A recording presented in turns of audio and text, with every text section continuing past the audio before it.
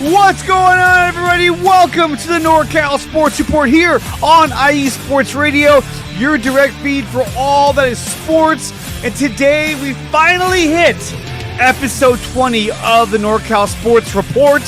And today we have another banger of a show lined up for you guys, for everyone who's a fan of NorCal sports or sports in general. Gonna be a good one today, guys. We got Al Sacco, host of the No Huddle podcast. He will be here to talk about the San Francisco 49ers, about the offseason moves they made already, and some of the ones that we're about to make, or about to see them make later in the offseason. Later, I'll be talking about the Golden State Warriors. They're on a 9-1 run with Jimmy Butler in the lineup, and they are kicking ass and moving up the standings. We got some San Francisco Giants spring training stats to go over, San Jose Sharks, Sacramento Kings, all this and more today on the NorCal Sports Report on IE Sports Radio, your direct feed for all that is sports.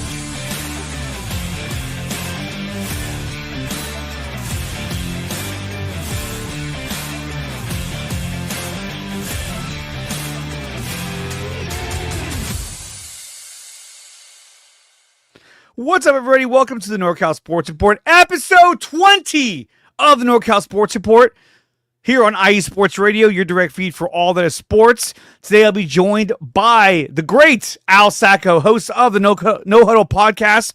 Also did work for Odyssey Sports and KNBR. He'll be on here to talk about the San Francisco 49ers, offseason moves, rumors, all that good shit. We'll be talking about all of that.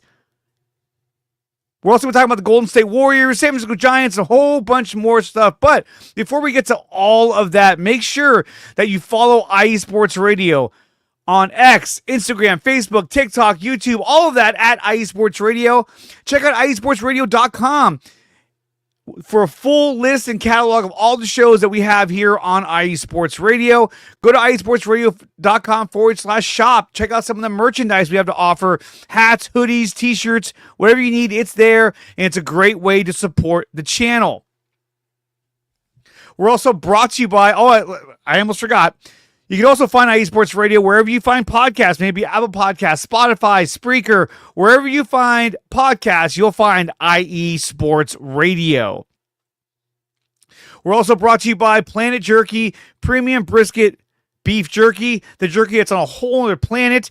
You can place an order for Planet Jerky's jerky over at planetjerky.net or follow them on Instagram over at Planet Jerky. Over on Instagram. We're also brought to you by Vital Apparel. IE Sports Radio has proudly partnered with Vital Apparel, a brand that not only fits great, but also promotes and donates to mental health research. Use promo code IESR to get 15% off their comfortable and inspiring gym wear and help them on their amazing journey to support mental health awareness. Definitely really cool stuff. We're also brought to you by Seal the Deal Wax Seals. If you're looking for some nice, beautiful wax seals for a wedding, birthday, or any kind of invitation, then check out Seal the Deal Wax Seals. You can follow them on Instagram at sealthedeal_wax seals or place an order for the wax seals over at IESportsRadio.com/seal the deal wax seals. And a shout out to our newest sponsor, which is Raw Nutrition. Go to GetRawNutrition.com and use promo code IESR to get an additional 10% off your orders for the Raw Nutrition supplements over at RawNutrition.com.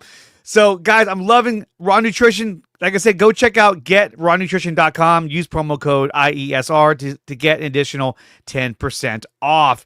And, of course, guys, you want to follow me, you can do so at NorCal Sports IE. That is the IE Sports account for this show. You can also follow me on my personal account, which is DreArea Sports, and that's at X, Instagram, and also on YouTube at DreArea Sports. Like, share, and subscribe because we go live every week on Wednesday. Sometimes I go live twice a week, and I drop videos and clips all throughout the week. So definitely a lot of content to keep you busy. Guys, when we come back, Al Sacco of the No Huddle podcast will be joining us to talk about the San Francisco 49ers. You're listening to the NorCal Sports Report on IE Sports Radio, your direct feed for all that is sports.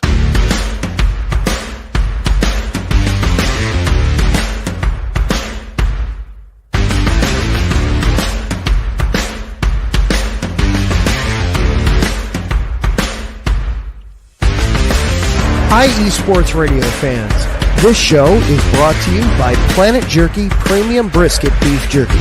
Planet Jerky is the official jerky of the 2022 California League champion Lake Elsinore Storm, Single A affiliate of the San Diego Padres.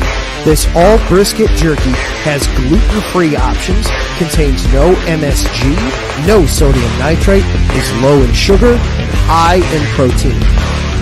Go to their website at planetjerky.net and follow them on Instagram at Planet Jerky. Planet Jerky, the jerky that's on a whole other planet.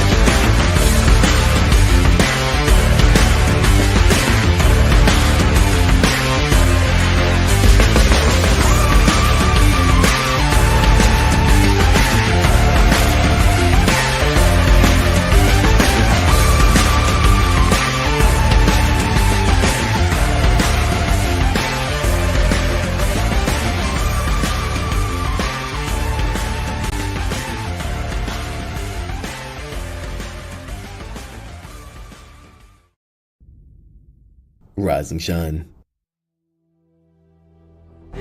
It's 4 a.m. The stars are still out. The sun is beneath the horizon, but it's time to punch in and go to work.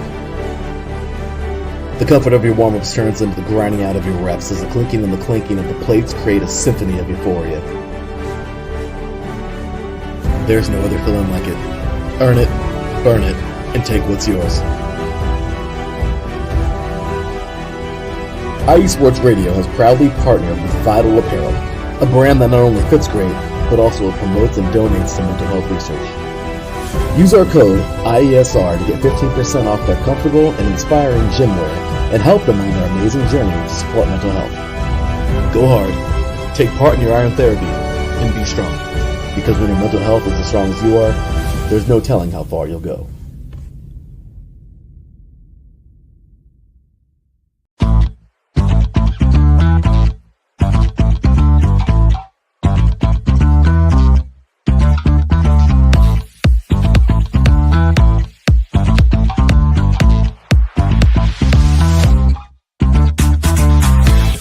Hey there, IE Sports Radio fans. Be sure to check out our sponsor, Seal the Deal Wax Seals by Cecilia B.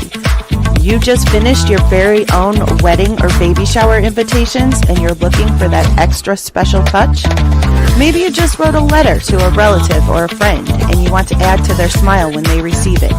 Then seal the deal with Cecilia's handmade sealing wax stamps for your invitations, letters, and gifts. You bring the deal, we'll bring the seal. You can find them on Instagram at SealTheDeal_wax stamps and on Facebook, Seal the Deal Wax Seals.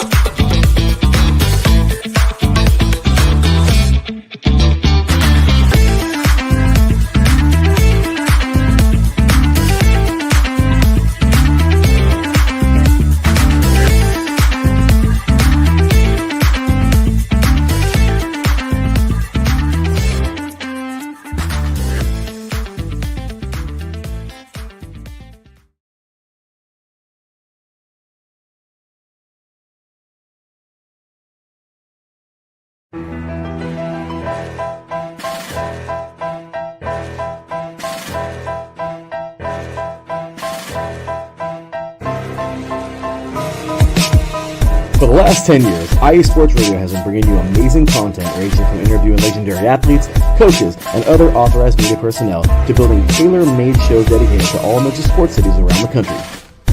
Make sure to follow us at IE Sports Radio on X, Instagram, Facebook, TikTok, and YouTube to keep up with the latest in sports and with all of our shows. Also, make sure to check out our daily updated website at iesportsradio.com. At iesportsradio.com, you can see our daily show schedule and check out all of our show pages with personal bios to learn a little bit more about each of our awesome hosts. In addition to our show pages, you can catch the IE Sports Radio blog, Hall of Fame, Fans of the Month page, and our merchandise shop including t-shirts, tank tops, caps, long sleeves, hoodies, and more. For now over a decade here at IE Sports Radio, we've continued to be by the fans, for the fans, and we thank you all for your support and for making IE Sports Radio your direct feed for all that is sports.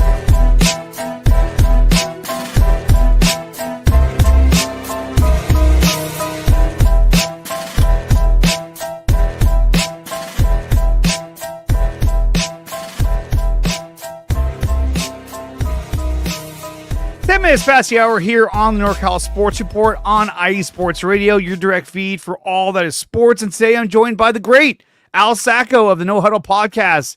Al, thank you for coming on, man. I appreciate it.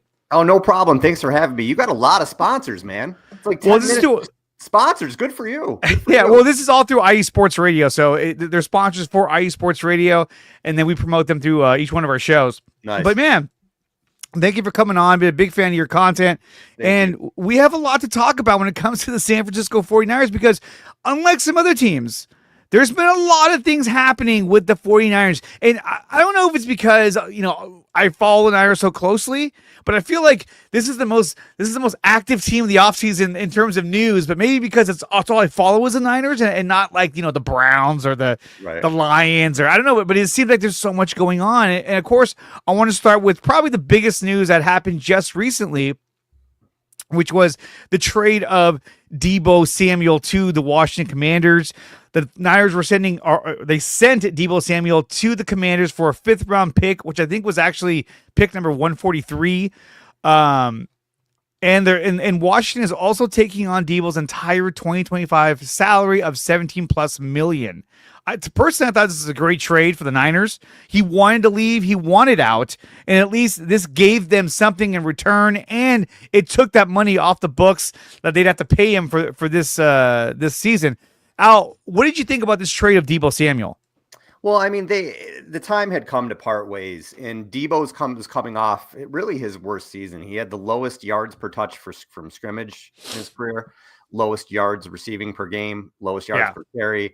He just looked slow. He looked old. He looked like he hasn't been in the league that long, but his style of play and the fact that he plays as a running back looked like it kind of took its toll. Now, is he going to be rejuvenated in Washington? Maybe. We'll see. That's always possible. But I think while it was the right time to part ways with Deebo, just like last year, it was the right time to part ways with Eric Armstead. As you lose these guys who were blue chip players, and now Deebo wasn't anymore and Armstead wasn't anymore, but they were during the run. As you lose these guys, they're very hard to replace. Right. And the Niners haven't done a good job drafting or really getting any long-term pieces to replace these guys really since the 2020 draft. Since 2021, they haven't drafted well other than Lenore and Purdy, who look like they're going to be long-term pieces. And we'll see about the 24 draft. That draft looked good. But they haven't replaced these guys. So, is it time to move on? Yes. But you're like, are they a better team without prime Deebo? Obviously not, because they really don't have anyone to replace Deebo. Not that you're going to replace Deebo per se, because it's kind of a different offense now with Purdy where you want to throw downfield more. But you still need to replace that production, replace that weapon. Right. We'll see if Pearsall can do that or not. We'll see if they dip into free agency to find someone, because I don't think Ayuk is going to be healthy if he's even on the team, the way with all the rumors that we're hearing. But I don't think he's going to be healthy till half the season. So a lot of question marks there still. A lot of question marks. And, one of the statements from Adam Schefter was that this roster is going to take some hits and everyone's going to feel it. I think this is the start of what's going to be a busy offseason for the Niners. This was the first move in trading Deebo Samuel, but it won't be the last. And so we know that there's been talks about more and more moves happening with San Francisco. One of those moves, obviously, is the trade of Brandon Ayuk. We know that the Niners are listening to offers for trades for Brandon Ayuk. I know there's a lot of talk about, well, that's going to lead to a lot of dead cap, but it is going to free up a ton of cash that they'd have to pay out to Brandon Ayuk in terms of bonuses that start April 1st. So, yes, they get to save money on not giving him that straight cash money, but they do take a dead cap hit, which I think they're willing to take because it feels like there's a bit of kind of nervousness in terms of Brandon Ayuk. Is he going to be the same player that he was 2 years ago, or is he going to be a diminished version of Brandon Ayuk after you sign him to a big, huge deal?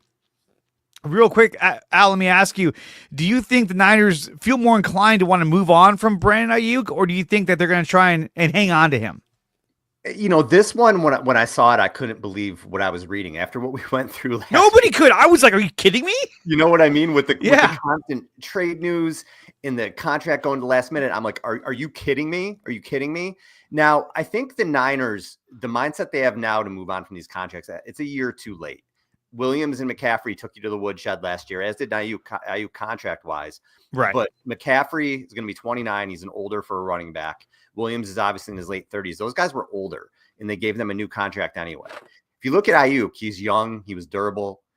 He's a guy that was going to be that next core to build with Purdy. But there was clearly a disconnect with whether it was, I don't know if it was Prague and Jed and Kyle, whoever, that some people obviously did not want to give him that contract. If they did, it wouldn't have taken as long as it did. So now what happens is he has a really serious knee injury. Who knows what he's going to come back? Nobody knows. Nobody knows. Now the Niners are like, all right, we didn't want to sign, not I don't want to say everybody with the Niners, but certain people within the Niners are like, we didn't want to sign him to this contract anyway. And now he's hurt. So if we can get out of this, we want to get out of this. That's kind of what I feel like it is, but it's so insane. For a team that won so many games, I feel like to be going through this roster-wise and with some of the decisions that they've made, it's nuts. And it's starting to come to fruition now with, you look at the Lance trade and we're like, oh, they found Purdy, it's fine. But those drafts from 2021-23 are the reason they have so many issues right now, that they have so many holes, that they've had to keep paying these aging stars because they didn't really bring any new ones in to replace these guys. They only drafted 4 defensive linemen since 2020. None of them have panned out. So I don't think they've drafted a tackle or a center in the last few years. So they haven't done anything with the trenches. And when that happens, you got to keep paying the older guys that you have, and they get old and they age out. Now, Ayuk with that knee injury, there's no way he's coming back full strength this year. I mean, he can get back on the field, but that's a massive knee injury. He's going to have to work his way back. You hope he can be productive, maybe not 100% of Ayuk, but even if he's 70% of Ayuk this year, and then next year he's back to full strength. But you just don't know. It was a major injury, and it's a huge question mark. And right now it's kind of a black cloud that's hanging over them. Well, it seems like with these contracts that they're so worried about in terms of they keep using the word cash in terms of how much cash they're kind of dealing out. It seems kind of short-sighted because, look, you just recently made a bunch of these deals and you knew this was going to happen, yet you let it happen. Now you're acting like, well, hey, wait a minute. This is a lot of cash we got to pay. We got to do something about this. And so part of me thinks that, like, look, are they really that naive that they didn't know that this much cash was going to be given out to all these players? I don't think so, unless Jed was just so naive that he let Parag and John and all of them make these decisions and like, oh, wait, this is going to hurt us? Well, I don't get it. I think what it is that I think they're really trying hard to establish the fact that, hey, look, we're trying to reduce how much money we're spending on all these players. Maybe if they won the Super Bowl, that might have changed some things, but they didn't win the Super Bowl. They lost, unfortunately. So I find it kind of strange that they're going about this free agency or this offseason saying, we're really tight on cash. And you hear guys like, Adam Schefter saying, oh, they're tough money situation that they're in. It's kind of like, wait, are they really in this bad situation when it comes to money? Lombardi, he broke this down in terms of like the money that we were saving from, I think, Deebo Samuel. And, he is what he is, but I thought this was kind of a cool breakdown that, obviously you look at that $17.5 million. That was his whole salary for 2025. So they saved that money but on top of that, they're still taking a big hit, big dead cap hit, which they're going to take a hit again when it comes to Brandon Ayuk. Now, the thing with Brandon Ayuk is that these numbers are not, well, he's talking about somebody else. Ayuk's next batch of money isn't due until April 1st option bonus, which is guaranteed. So if he's traded this month, all of that is transferred to the acquiring team. Only money the 49ers have paid that hasn't hit the cap yet is 80% of the original signing bonus. $18.4 million in dead money. So the trade would cost only $7.6 million in extra cap in 2025. That's a lot of numbers and a lot of words that we're throwing at each other here, but at the end of the day, it sounds like they would actually save more money if they traded Brandon Ayuk this month as opposed to, let's say, later in the offseason. I think there is an inclination that, hey, look, if we can get him out of here and save ourselves some money, then we can use that money to possibly sign another receiver. But then it sounds counterintuitive, right? Like, well, you're getting rid of a guy to sign another guy, but you're still paying him a ton of money. You're still taking a dead cap hit. And so, there's other options out there, such as like Devontae Adams is out there. We know T. Higgins is he's off the market. He's been franchised. But even guys like Devontae Adams or even Keenan Allen, who's been brought up by Matt Mayoko, that kind of goes against what John Lynch said at the combine, which was we want to get younger and we want to get cheaper. Faster. So it's kind of like, it's kind of like, so how are we going to do that if we're signing guys like Devontae Adams? Which, don't get me wrong, I'd be all for Devontae Adams coming here on a 1 to 2 year deal. I think that's where he fits in with the Niners if he were to come here on a short-term basis. But when you look at like the guys that are out there in terms of replacing, let's say you trade Brandon Ayuk, so like the Patriots, whoever, and you likely get draft capital back. That means you no longer have Deebo Samuel. You no longer have Brandon Ayuk. Can you really rely on a 1 and 2 of Juwan Jennings and Ricky Pearsall? I don't. Well, I think you saw what it was at the end of the season. The offense didn't look very good. You know, Ayuk isn't known as a burner, but he is somebody who can threaten a defense downfield. He's a good route runner. He can get open downfield. Jennings is a terrific. He's a tough player. Everybody loves Jennings, but Jennings runs like a 4.8 or 4.7. Yeah, he's not fast. So he's not really threatening anybody. Pearsall is a faster guy, but again, is he somebody who can take the top off the defense in terms of game speed? I don't think so. So I think Darius Slayton from the Giants is a perfect fit for the 49ers. I just absolutely perfect. He's a good player who can get deep. He just had no one to get him the ball. But like you said, he's going to cost a lot of money. So are the Niners going to go out and do that? They really need Ayuk within the wide receiver room. If they don't have him, and they're probably not going to have him for at least the first half of the season. Yeah. If they don't have him, they have issues on offense, and they absolutely need a wide receiver. They 100%. I don't care how much they like the guys on their roster. They need another wide receiver, another veteran wide receiver. Whether they decide to do that with somebody like a Keenan Allen, or I heard Robert Woods, which doesn't excite me at all. No. But somebody like that on a 1-year deal just to help out. Okay, great. Devontae Adams for 1 or 2 years. You're not going to say no to Devontae Adams, depending what the money is. But they're fooling themselves if they don't think that they need a veteran wide receiver, because they really do. I think they're in a little bit of trouble with the receivers if they don't get one. And if somebody gets hurt, they're in even more trouble. So they do have to add a vet there, which is crazy because we're talking about receiver and there's holes all over the defense. I mean, all over. You know what I mean? Receiver, because of what's happened with Deebo and the Ayuk rumors, that's what a lot of people are talking about. But they have so many other issues.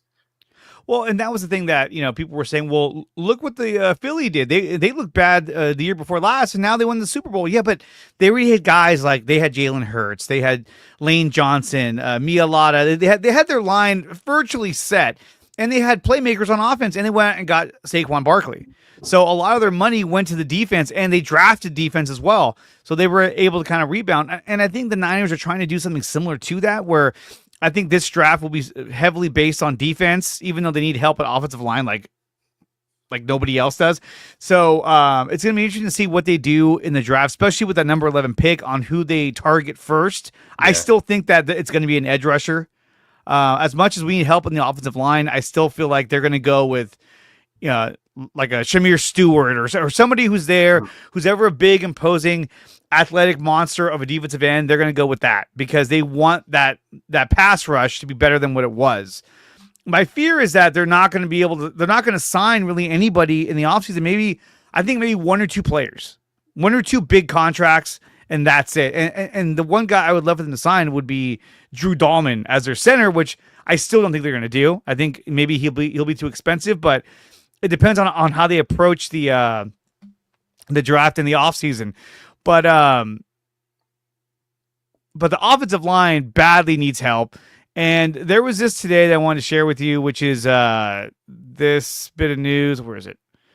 That Aaron Banks, apparently, according to Tom Pelissero, is going to command anywhere from $18 to $20 million. I thought, are you kidding me? Insane. It's insane. And this guy had a horrible season last season, to the point where I was like, dude, get this guy out of here. I don't think the Niners are going to give him this or give him any contract to begin with, because I don't think he played well enough to earn that contract from the Niners.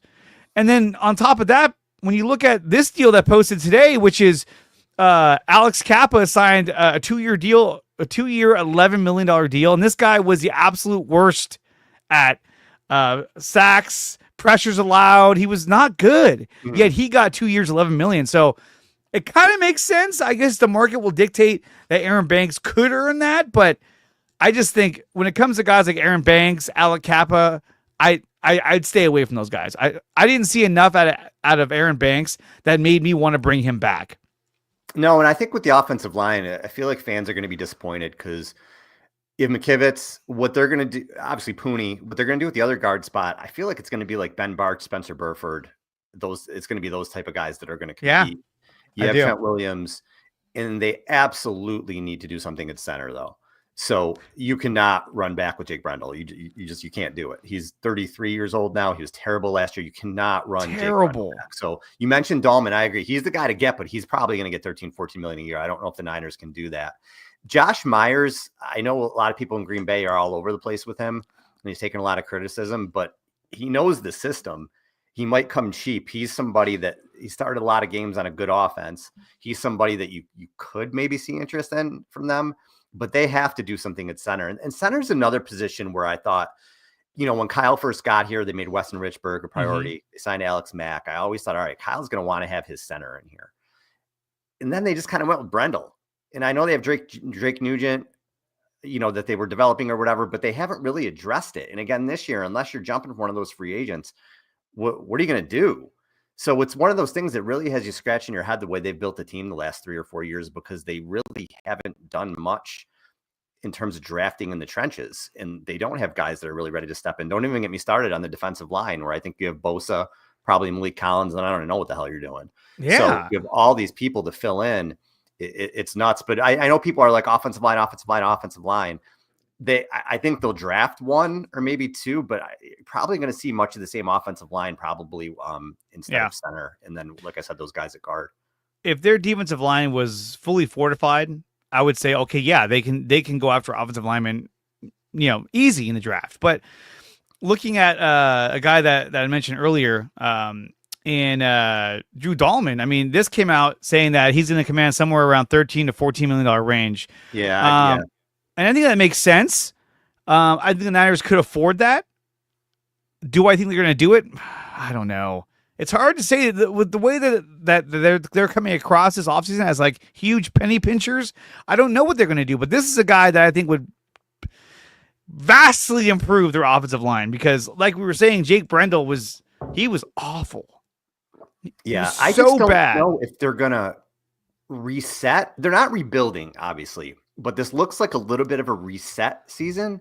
And if that's the case, maybe they're not going to be very active in free agency.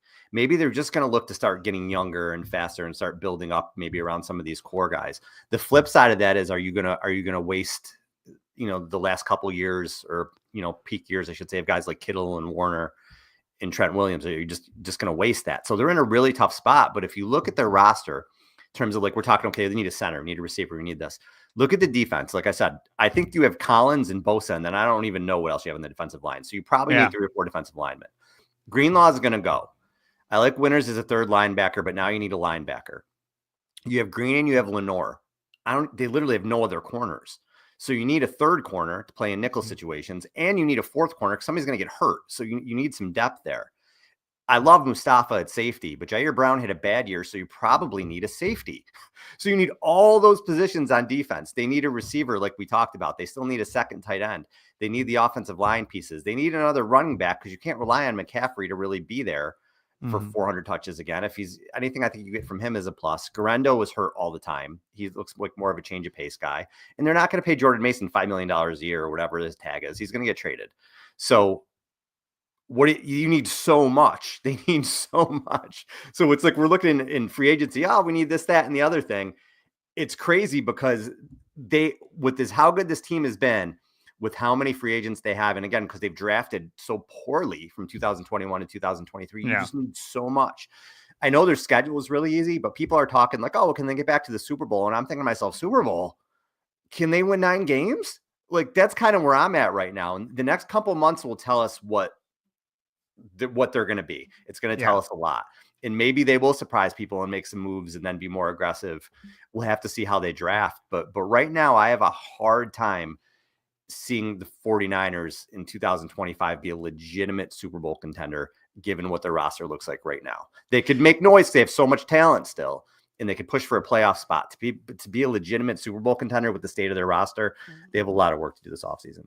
No, I think they do. And this right here talks about how they've been receiving a lot of inquiries on Jordan Mason. So they could look to move him to pick up more draft capital. But the problem with this is if you move Jordan Mason, then you still have to have a viable backup behind Christian McCaffrey, because we saw what happened to Christian last year.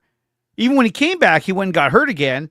You got to have a viable backup. So how much are they going to pay Jordan Mason? I don't know if they do hang on to him. But if they get rid of him, you got to have somebody, a viable backup running back. It can't be Garendo. And so it has to be somebody else. And if you draft somebody, are you really going to make them your number 2 running back? I don't know.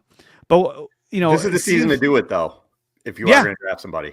Because the draft is loaded. I mean, I'm obsessed with this running back draft class. Now, the downside of that is the last 3 running backs Shanahan took early were TDP, Sermon, and Joe Williams. So Joe Williams, remember that? Oh man! But there are just so many. Even somebody like Caleb Johnson, who's just a really good zone runner, would be a good fit. But obviously the top guys, well, Gentry's not going anywhere near them. But I love Hampton.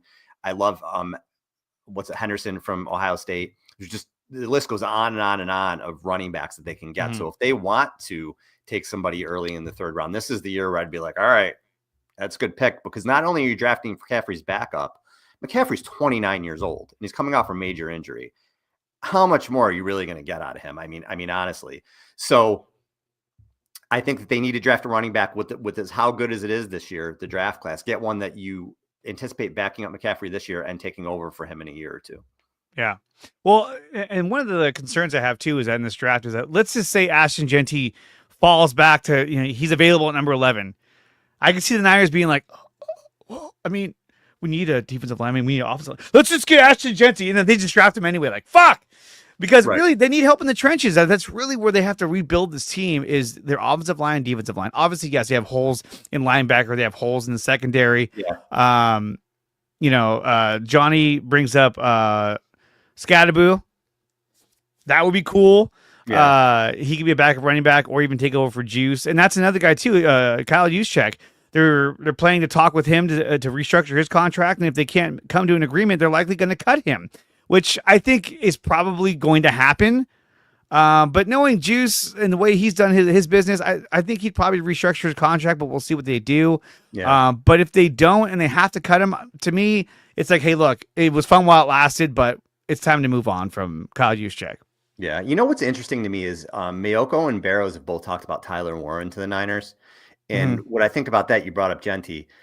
They're at a point now, again, where when you look, I always talk about their blue chip players. So they were so good, the 49ers, because they had like 10 blue chip dudes, which is insane. But now when you look at their roster, these guys are aging. And how many blue chip guys do you really have for that next window? Lenore probably. I wouldn't call Purdy a blue chipper, but he's a very good player. So you have those guys, but everybody else is aging or getting older. Ayuk, if he's healthy, so they have to bring in guys that they think. When I mean blue chipper, I don't mean like, he'll be a good starter. I mean like a stud, a Pro Bowl, All Pro type player. Like that's a blue chip guy to me. So if they have a chance at 11, if they could say, all right, well, you like Shamir Stewart, he has upside, or we could say, Tyler Warren's a stud. Tyler Warren's going to be an all-pro.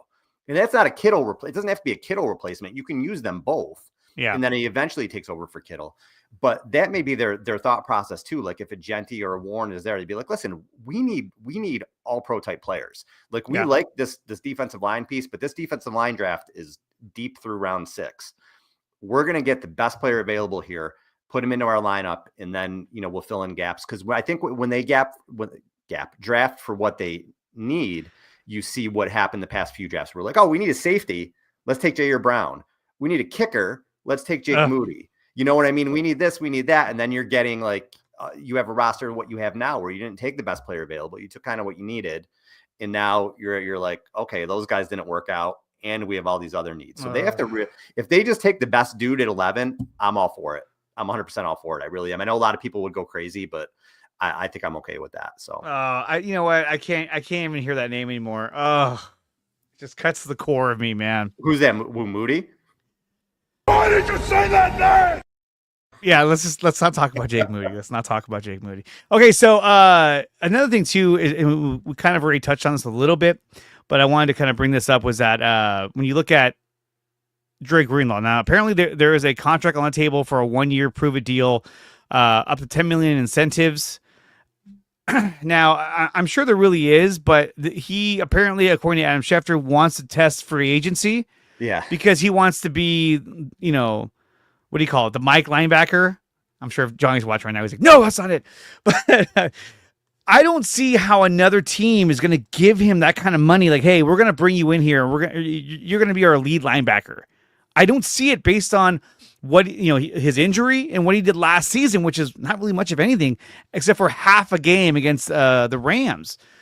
Now, he could go somewhere for a lot less, but more years. To me, it would make sense for him to stay here for one more year. What do you think? Do you think Dre Greenlaw stays or do you think he's gone?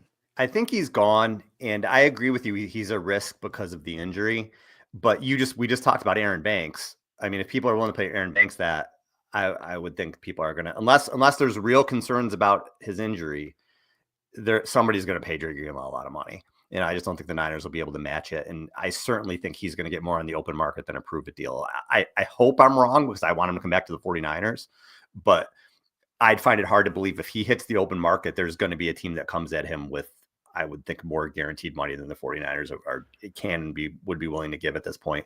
But yeah, he's a huge loss. You saw what happened, one in the Super Bowl when he got hurt. Defense fell off a cliff. And just last year, one of their biggest issues on defense was Devondre Campbell. At second linebacker spot. And that's why, again, when you look, well, the Niners hold on. You said a bad name again. Why did you say that name? When you look at the defense, when they were so good you have those two linebackers flying all over the place. And without him, they felt it last year, and they're going to continue to feel it. They got to try to get somebody to replace him because right now I don't think that person's on the roster. But he's going to be I would be shocked if he came back at this point. And again, I hope I am way off base on this, and he does. But I don't know, man. It doesn't look good for him to come back, but I hope he does. Another player obviously would be Talanoa Hufanga. I still think that, look, you drafted Jair Brown, you have Malik Mustafa.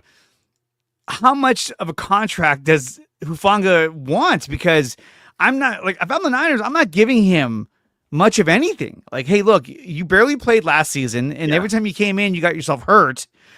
He takes bad angles. He's not a fast safety. I think there's other options out there in free agency that you could bring in to replace him. And like I said, you drafted Jair Brown. Like, you at least have to try and develop this guy into your starting safety. So when it comes to Talanoa Hufanga, I think he's gone. I don't think there's any way that he comes back unless he comes back for like a veteran minimum, which he won't. But if he did, then yeah, okay, cool, let's do it. But I don't see him coming back. What do you think? He's another one on the open market. He was an all-pro 1 year. He's going to get more money than the Niners would be willing to give him. But I agree with you. He's played, I think, 17 games last 2 years or something like that. There's no way you're paying him money to come back. And he was a really good pick for them. He was a late-round pick who did well. He had one really strong season and then injury issues. But again, he's not somebody who's going to be a future part of your core. I think that he's gone. Agree with you, Mustafa. I know Robert Saleh is excited about Mustafa. The fan base is. Jair Brown, they have to decide, is he the guy 2 years ago or the guy from last year? And I think Robert Saleh and his staff will probably have to answer that question, because if they think he's the guy who was last year, he doesn't fit, they do need a safety pretty badly. So, but I don't think it's going to be Hufanga. I agree. They're going to go elsewhere. And so another big news that dropped yesterday from Jason Lockenfora, whatever. He dropped this, that the 49ers are starting to offer, their starting offer for Brock Purdy is at $45 million per season. How much truth do you put into this? Do you think the Niners really are going to start him at $45 million and not really want to budge past 50? Because the discussion is that they don't have the money to give him to make him like a top paid quarterback in the $50 to $55 million range. Do you believe that? Or do you think they're just gaslighting everyone into think that, hey, we don't have any money and trying to get a cheaper contract for Brock Purdy? I think this is a negotiating tactic. It may be like a starting point. We know the Niners are tough negotiators. We know, well, it's been a train wreck, their contract discussions the past few years. They always play hardball and then give in at the end. But, I know Jason takes a lot of crap on the internet when he puts stuff out there. We had Jason on the show. I like Jason, but he came out with that, so he heard it from somewhere. But this is the way I see the Purdy situation. And I don't know where Brock's head is. Brock may be someone who says, listen, I want to have a good team around me. I don't give a shit. Give me $45 million a year, or give me whatever, $48 million a year, and let's just sign it and go. Could be. I doubt that. And if you're Brock's camp, okay, this is what you're saying at the negotiating table. My client or whatever, he had a top 4 MVP finish. He led the NFL in 8 passing categories 2 years ago. Mm-hmm. He's a Pro Bowler. He has 4 playoff wins. He's been to 2 NFC championship games. He's been to a Super Bowl. Trevor Lawrence, Tua, Jordan Love, Justin Herbert have done none of those things. Dak Prescott had a top MVP finish, but he's done none of those things either. None of them. If you're offering him what? You know what I mean? So like, I don't care what you think. Hey, Justin Herbert looks great. He has not accomplished what my client has accomplished. We are not taking $45 million. We're not taking anything less than $55 million. They'd be very right to say that. And the Niners can come back and say, look, your client had a shoulder issue. He had an elbow issue. You know, we're not sure type thing. So that'll be the back and forth. But unless Purdy says, hey, I'll take a little less, there is no way his camp is coming in and being like, yeah, we'll take 40 something. That sounds great. No way. Look at what his resume is. And I know last year, I thought he played really pretty well the first half of the season. Yeah, I thought he did too. He did have an injured shoulder, but the injured shoulder doesn't excuse the late interceptions he was throwing, because it's not like it was like, oh God, his arm just couldn't do it on that throw. He was just throwing right at dudes late in games. So that worries me. I think that Brock is a good quarterback who can be a little bit of a gunslinger at times. I think he needs to take a step back in those situations and just play more within the system, not try to do too much. But I do think his arm was impacted, especially on the deep ball the second half of last season. So the long and the short of that is we need to see more, but they're in a situation where they probably have to pay him right now. So I think what it should come down to is a shorter term deal. You know, it's probably going to have to be in that 55-ish million range. It's just the going rate again for those guys that I mentioned. So if you do a 3-year deal, that's really a 2-year deal, you know, maybe something like that, where you could still kind of get out of it. And he still has a chance if he bets on himself to what will he be, 27, 28 when that deal's up, something like that. He could still get another huge deal. So maybe that's the way for them to go. But what's a little scary, if you're reading the tea leaves with this team, it was like, you know, not too long ago, we're going to sign him. We're going to figure it out. And then Lynch comes out the other day kind of saying like, oh, you know, who knows what's going to happen.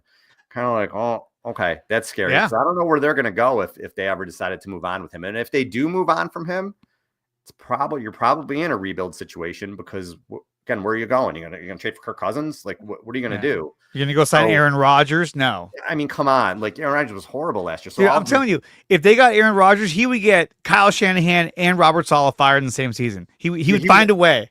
Rodgers was awful. If people watched him last year, he was bad last year. Missing receivers. He didn't. I mean, he's old and coming off a major injury.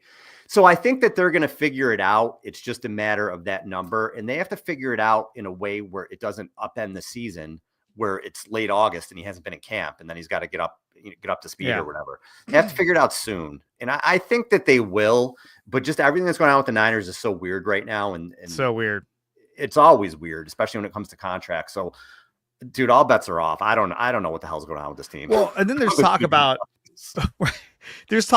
you know, they have options. They have leverage in the sense where they could say, okay, well, we're going to play you on your 4th year, and then we'll franchise you the following year and franchise you again the following year. So they have essentially 3 years of control with Brock Purdy. That's saying that Brock isn't going to hold out, that Brock is going to, you know, play nice with the team. If he does do that, then this year you're only paying him $5 million. So you could say, okay, well, hey, guess what? We're going to try and work out this contract next offseason. And if it doesn't work out, we're going to franchise you and then and keep those negotiations going. So that's something they could do. I just don't know how he is going to respond. If he's like Brandon Ayuk and says, okay, well, I'm just going to sit in or hold in or even just do a holdout altogether, that could backfire in their face. And then who do they have? They have Tanner Mordecai, and that's really it. Everybody else is gone or free agents. And so, you know, you have to be able to understand, okay, is he going to hold out? If he's not going to hold out and he's like, yeah, I'll play my 4th year, then hey, let's wait 1 more year. I just don't think he's going to do that, because if you franchise the quarterback too, I want to say you forfeit a lot of the guaranteed money for injury as well. I have to look more into it. I'm talking of something I heard, but I I think there's more security for Brock if he signs a contract rather than just getting franchised, like T. Higgins, who just got franchised again. Yeah. And then, you look over at like Zach Bond. He just signed a contract with the Eagles about 2 minutes ago. They announced that. What was it? It's a 3-year, $51 million contract, including $34 million in guaranteed money. So he's off. He's no longer a free agent. A guy who came in who was almost just a nobody and had a breakout season, and now he's getting a fat contract from that team. And there's a reason why they cut a lot of those players, because they wanted to make sure to sign, obviously some other players as well. Because I think Darius Slay, he got cut, and a few others from their defense. So looks for the Eagles to start drafting out of their defense now, or drafting for their defense now. We're talking with Al Sacco, host of No Huddle Podcast, talking about the San Francisco 49ers.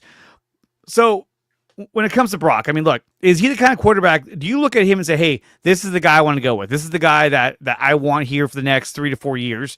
Or do you think it would be better for the Niners to look elsewhere? I like Brock, and I want to see more from Brock. I just want to see it on a short-term deal. I mean, and then he's not going to get a 6-year deal. It will be more. And if it's a 4-year deal, it'll probably really be like a 3-year deal. Yeah. The arm stuff does worry me because he had the elbow problem. He had the shoulder problem. He's not good in bad weather. Some quarterbacks just aren't. But the arm stuff does worry me a little bit. He is a smaller guy. So the injury thing is there, even though he has started 31 games the last 2 years, which is I don't think last QB to do that was Kaepernick, probably in back-to-back years, start that many games. So I do want to see him there. I do still think he can be a good quarterback within the system. I do think he was hurt by his shoulder last year, especially with the deep ball, because he's been a very good deep ball quarterback in terms of numbers wise. But he's got to cut down late games, tight games, those interceptions. That's he's got to cut down on that. There are a lot of bonehead throws that he's been making, and those have to end. Now, if you look at quarterbacks throughout the years, Dak, Lamar, CJ Stroud, Jalen Hurts, in their second full year of starting, all of them struggled to an extent in their sophomore season. Their second full year of starting. So that could have just been what it was too. And this third year is a big year for Brock to kind of see, I think, what he really is. But we'll have to see what he's got around him too. Exactly. Al, thank you for coming on here. I really appreciate you taking the time to talk some 49ers football with me over here on the NorCal Sports Report. Where can everyone find you and all of your content? Just on Twitter right now, at Sacco49. I did leave the No Huddle podcast, so I'm kind of looking for my next thing. I'm going to be sorry about that. Well, you can find him at No Huddle podcast. It was on your Twitter account. I was like, oh, he's still there. Yeah, I just left there. I'm going to be doing some writing and looking. I don't know. We'll see what else is out there. I don't know. Who knows what my next move is? It'll be something though. I'm always going to be doing content some way, shape, or form. So, well, you do good content. So wherever you go, definitely let me know, and I'll make sure to follow you there. Appreciate no you, questions asked. Of course, guys. When we come back, we're going to be talking about the Golden State Warriors here on the NorCal Sports Report on IE Sports Radio, your direct feed for all that is sports. Hello, everyone. My name is Daryl Kinsey Jr., and I'm welcoming you to take another lap with the fastest show on IE Sports Radio. Yes, this is the Extra Mile with me and my co-hosts Christopher Lehman and Michael Ward. We talk everything racing from NASCAR to IndyCar to Formula One to limited hydroplanes, endurance racing, the NHRA, and more. So come join us for an hour of great racing talk and a lot of fun as well on the Extra Mile, Thursdays at 8 p.m. only on IE Sports Radio, your direct feed for all that is sports.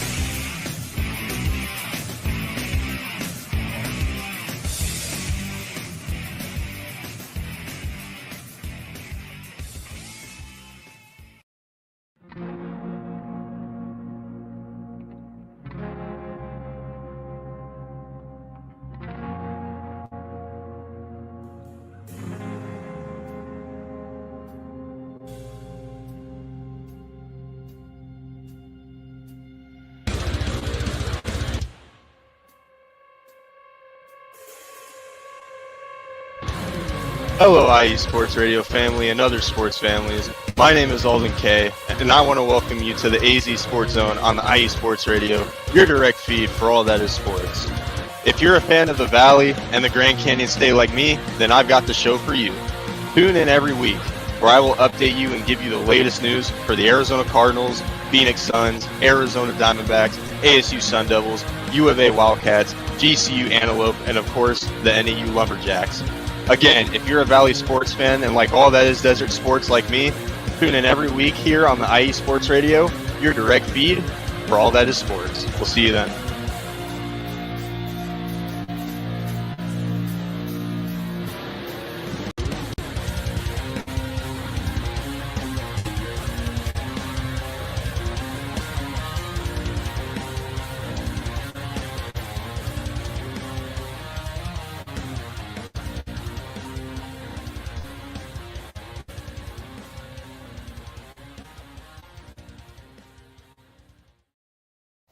What's up, guys? If you're looking for the best coverage of all Northern California sports, including 49ers, Giants, Warriors, then check out the NorCal Sports Report with yours truly, Andre Fernandez, every Wednesday at 11 a.m. Pacific Time, right here on IE Sports Radio, your direct feed for all that is sports. We have guests every single week talking 49ers, Giants, Warriors, Sharks, San Jose Earthquakes, and a whole lot more, plus 3C2A. You do not want to miss this show. So tune in Wednesdays at 11 a.m. Pacific Time to the NorCal Sports Report on IE Sports Radio, your direct feed for all that is sports.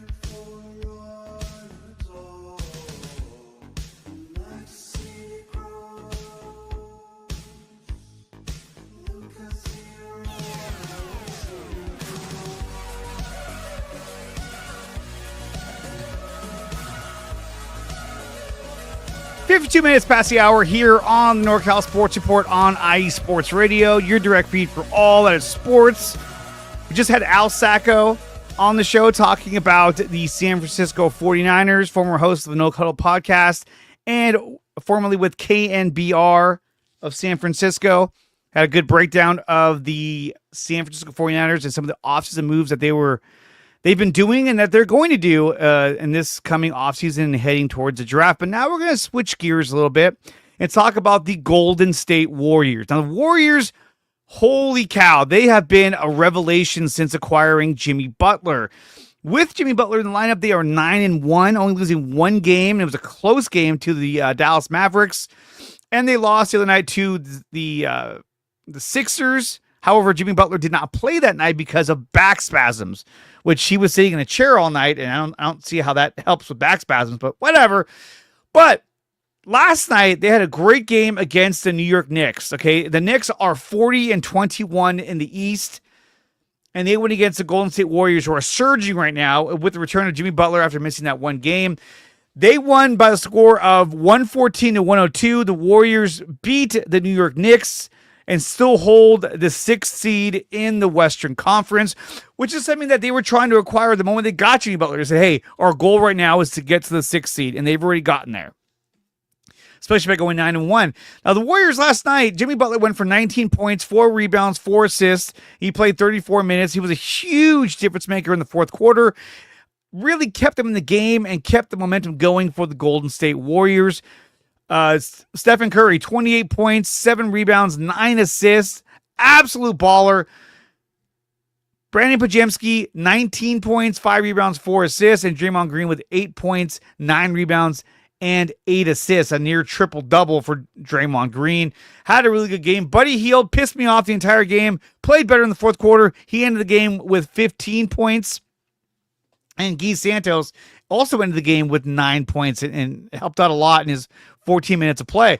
Now, we were short some guys. I mean, we didn't have GP2. He had a nose fracture. It was expected to miss this game. May miss the next game, but we're hoping he comes back because we need his defense and his playmaking ability in and around the hoop.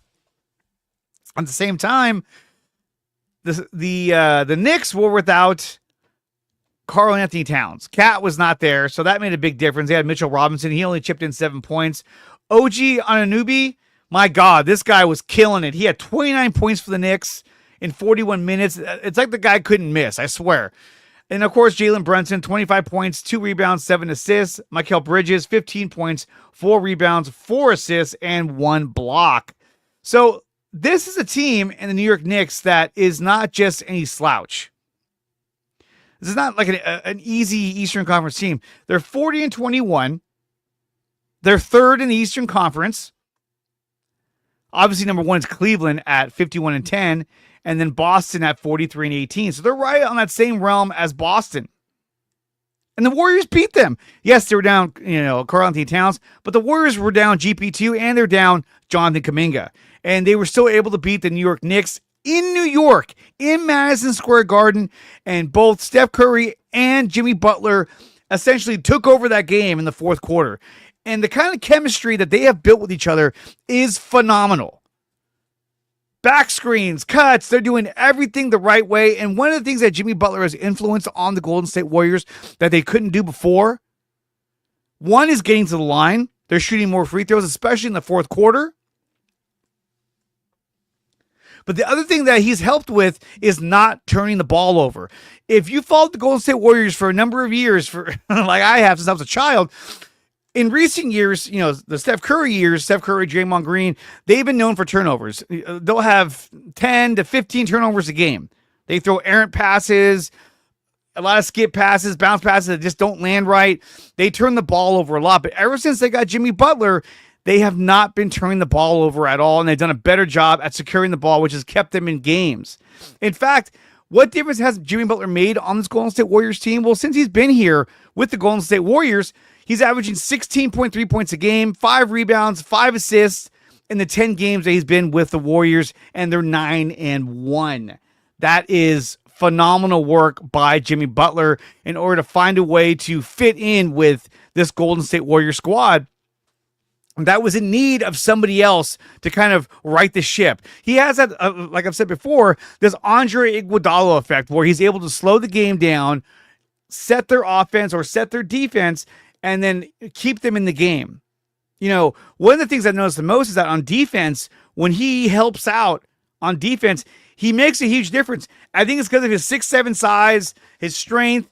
He's everywhere, and he's got quick feet and really good footwork in order to give help where help is needed on defense. And of course, down low, he's able to get to the line and score close to the hoop. So Jimmy Butler has been playing extremely well since coming to the Golden State Warriors, and he looks happy. He looks like he wants to be here, which is awesome. I'm so happy to see that Jimmy Butler wants to be here and he's engaged in what he's doing. Taryn writes, the Knicks are a dark horse to win the East. Cavs Celtics will be in the Eastern Conference. More than likely, yes. I would say those two teams should be in the Eastern Conference Finals. But the Warriors are playing extremely well, and I'm absolutely loving it right now because I love seeing the Warriors just go out there and just get W after W after W. Now, the Warriors also took care of business the night before, because remember, they had a back-to-back. Let me see. And they took on the Charlotte Hornets in Charlotte. Now, granted, the Charlotte Hornets are a really, really bad team. And the last time we played them, they didn't have Yusuf Nurkic or LaMelo Ball. Well, they had both of them this time, and we still beat them 119-101. So the Warriors are on a roll. Like I said, 9-1 since getting Jimmy Butler. That's a huge improvement off of what they were.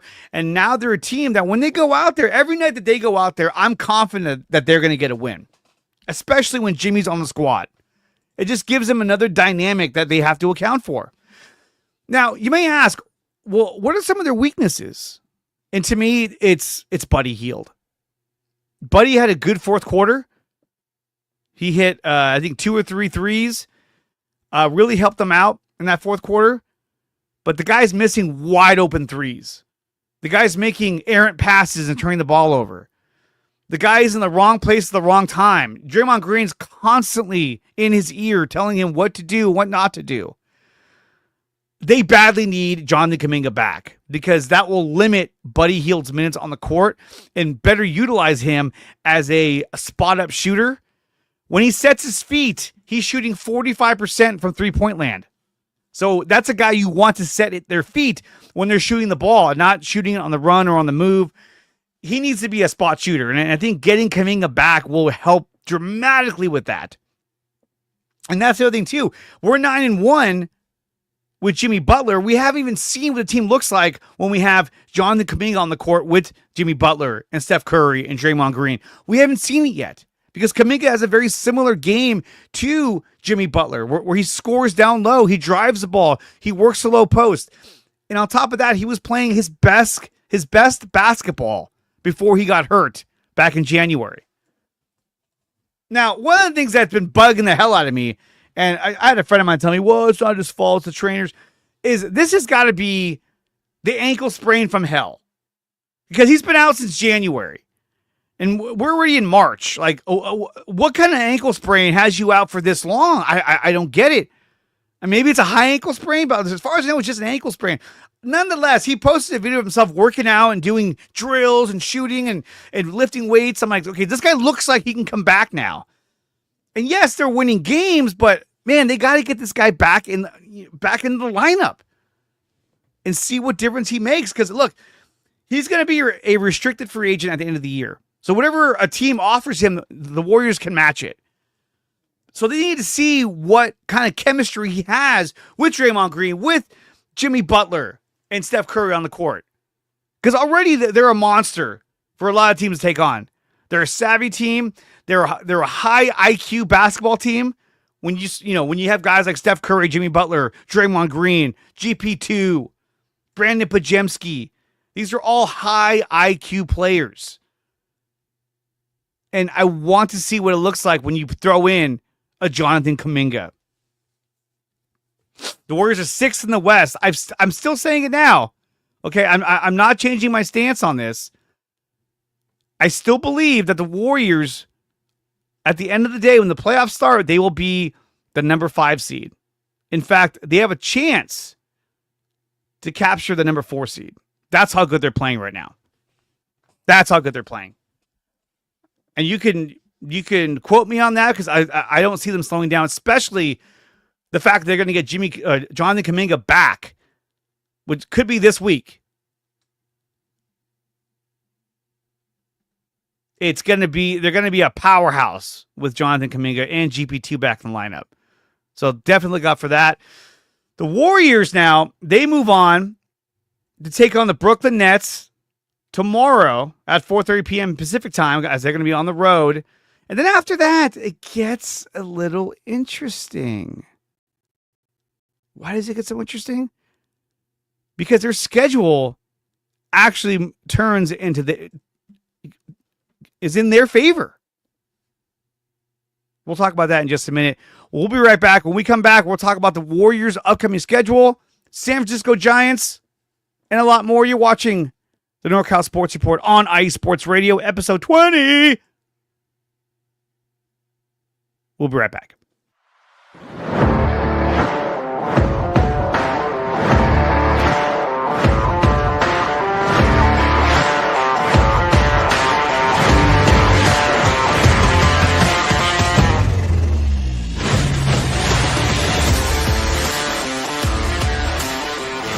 What's good, sports fans? It's your boy Aaron Yell, and if you are looking for sports takes that live a mile above the rest, look no further than Mile High Musings here on IE Sports Radio, your direct feed for all that is sports. Want to talk about NBA MVPs and champions? Yeah, that's us. Perhaps a baseball team that no matter how they play, you just can't quit them? Yep, we've got that too. What about Stanley Cups, NHL award winners in the burgundy and blue? You got it. How about Buffaloes that run, pass, shoot, dunk? You bet. For all things Colorado sports, look no further than right here every Sunday at 10 Eastern, 9 Central, 8 Mountain, and 7 Pacific.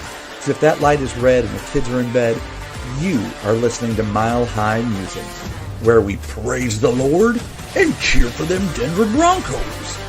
Stay good, sports fans.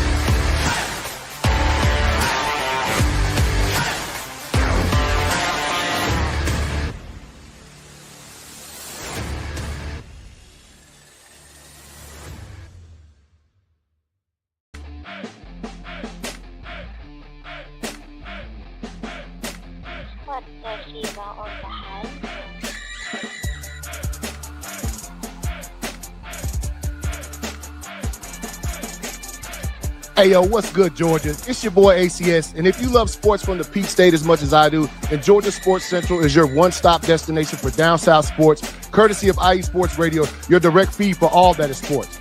Are you a yellow jacket at heart, or do you bleed the red and black of the Bulldogs? Do you keep it true to Atlanta with Trae Young, Capella, and the boys?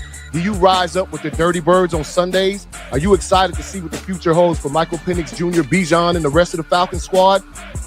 Do you live at 755 Battery Avenue? Do you rep for Albies, Acuna, and the rest of Braves country? If so, then let's get united every Wednesday for some Braves, Hawks, UGA, Georgia Tech, Atlanta Dream, Falcons, and more on Georgia Sports Central, only on IE Sports Radio, your direct feed for all that is sports.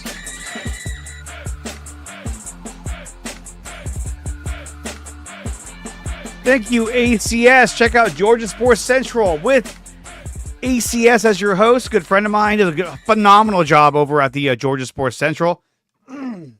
But we're back to the NorCal Sports Report on IE Sports Radio, episode 20. IE Sports Radio, your direct feed for all that is sports. Now, we talked about the Golden State Warriors, and I hinted at their schedule.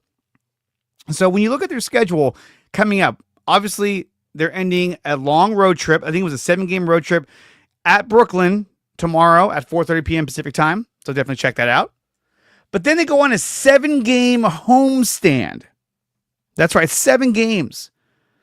They'll be going up against the Detroit Pistons, who have been razor hot, or I should say, razor sharp. They're 35-27, so that'd be a good challenge for the Golden State Warriors. They go against Portland, Sacramento, New York, Denver, Milwaukee, and Toronto. New York, Denver, Milwaukee, Toronto. That is the gauntlet right there. And even Sacramento, because they've been surging lately with the acquisition of Adam Levine. Zach Levine. Adam Levine's a singer for Maroon 5. Anyway, that's going to be a good game. So the Warriors have a 7-game homestand coming up, and this gives them an opportunity to really make a difference in the Western Conference. However, they're going to be going against some direct competition within their own conference, such as Sacramento. A big one against Denver. It's going to be interesting to see how they play Jokic and how they contain him. It's going to be tough. But they have the advantage of being at home. And they're going to have Jonathan Kuminga back for that stretch. And I think that's what they're doing, is that they're trying to hold him back so that he's 100% by the time they take on Sacramento, New York, Denver, Milwaukee, and Toronto. But the New York, Denver, Milwaukee, even Sac, that's gonna be tough. But I feel very confident that they're gonna be able to win these games. Then they go on the road against Atlanta, Miami, and New Orleans, and San Antonio to end the month. These are all winnable games for the Warriors right now, based on the way they're playing. And then next month, you only have about 2 weeks of regular season, and then we're done. But based on how they're playing, being in the 6th seed, they've secured their spot in the playoffs, and I still think they're going to surpass the Houston Rockets. Rockets are a young team, and they're feeling the pressure right now of the Golden State Warriors right on their tail. And on top of that, teams like Sacramento, the Timberwolves, are starting to play better because they got passed up, and they're like, hey, wait a minute. Why the hell are we getting passed up for? What's up with that? That's not cool. Because they've been passed up, and I know that's been kind of a tough pill to swallow for Sacramento. They lost ground on what they were doing on their position in the Western Conference. When we talk about the Sacramento Kings, everything that no. When we talk about Sacramento Kings, they've won their past 2 games. They beat the Houston Rockets. Thank you, 113-103, and they beat the Dallas Mavericks, who are on a landslide right now. The loss of Kyrie Irving. Who's left on that team to score? Klay Thompson? Yeah, right. And they won by a final score of 122-98 against the Dallas Mavericks. Taking a look at the box score for the Sacramento Kings, we got DeMar DeRozan at 20 points. Keegan Murray, 18 points. Valanciunas, 14 points. Zach LaVine, 22 points, and Malik Monk had 13 points. I mean, there was literally no defense by the Dallas Mavericks. Kyrie Irving only played 9 minutes, tore his ACL, done for the year. That's devastating if you're a Dallas Mavericks fan. Nico Harrison is crying in the corner right now. Everything that he did has blown up in his face. And he won't, but he should get fired. But he probably won't. Klay Thompson. Oh, they still got Klay, right? He only scored 3 points in 24 minutes. That's bad. It's real bad. So I don't know what the Mavericks are going to do, but Sacramento is starting to surge themselves, and they want to get a higher seed in the play-in. Sacramento takes on the Kings today at 6 p.m. Pacific time. I'm sorry, they take on the Nuggets.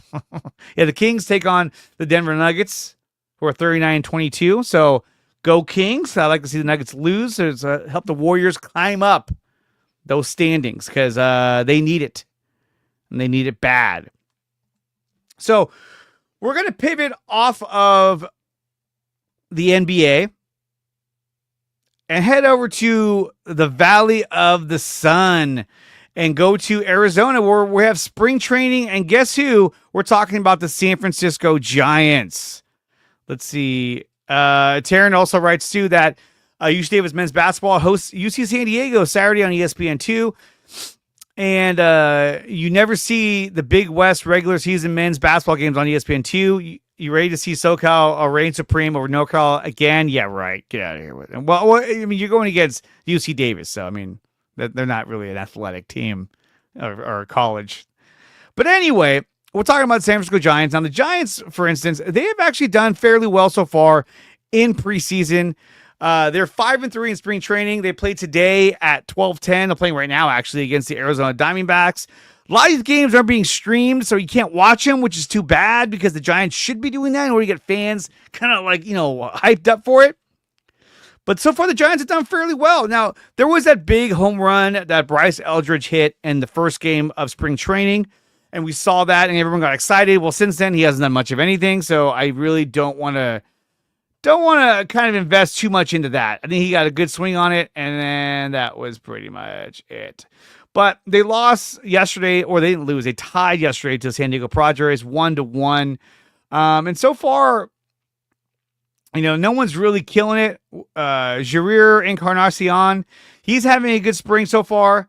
Let's see. I had it up here a second ago. No, I don't have it on here.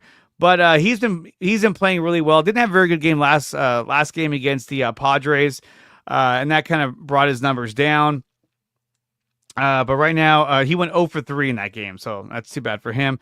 Jung-Hoo Lee is out there, and he's doing his best to try to rebound off the injury that he took on last season.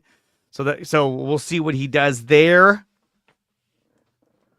But they need him bad, very, very badly. Especially at the, at the leadoff position. So it's interesting to see what him and Ramos will do with the newly acquired Willy Adames, who's been batting over 300 during the spring. Not known for his high average batting, at the batting average, more of a power hitter. So we'll see how that translates. And it looks like Lamont Wade is still going to be on the team, still play first base. And we'll see how that goes. But the Giants still have a little bit more to play in spring training, so we'll be checking on them as we move on the weeks through the NorCal Sports Report and into the regular season. I'm going to try and do a San Francisco Giants regular season breakdown as we get closer to the regular season. So, exciting things to the Giants. See how they do. San Jose Sharks. The Sharks have won 2 in a row. They beat the Maple Leafs 3-2, and they beat the Sabres 6-2. They're currently 17-37-9, and today or tomorrow they go against the Colorado Avalanche, who are 36-24-2 at 6:30 p.m. Pacific time on ESPN. So definitely check that out. And guys, that's going to do it for the NorCal Sports Report. I want to thank everyone who came out today and helped out with the show. I want to thank Al Sacco for coming on and talking San Francisco 49ers football. I'm going to try to get a guest next week for both Niners and Warriors to really spice things up on the show. We have 304 watching right now. Guys, make sure you like, share, and subscribe. If you're watching on X, follow this account on X. Repost this link. And go over to IE Sports Radio on YouTube and subscribe to their channel. Go over to DreArea Sports, which is my channel, and subscribe on there as well. For more Warriors, Niners, and especially 49ers content, go to DreArea Sports on YouTube and subscribe. If you want to further promote my channel, go over to my website, which is nicotina.net. There are memberships available for DreArea Sports. Remember to check out iesportsradio.com for a full catalog of all the shows that we have to offer here on IE Sports Radio. Check out Taryn Rodriguez on the SoCal Supreme Sports Show. Always good stuff. I want to thank Larry B for putting together IE Sports Radio. I want to thank Al Sacco for coming on and talking San Francisco 49ers. You're listening to the NorCal Sports Report, episode 20 on IE Sports Radio, your direct feed for all that is sports. We'll see you next time.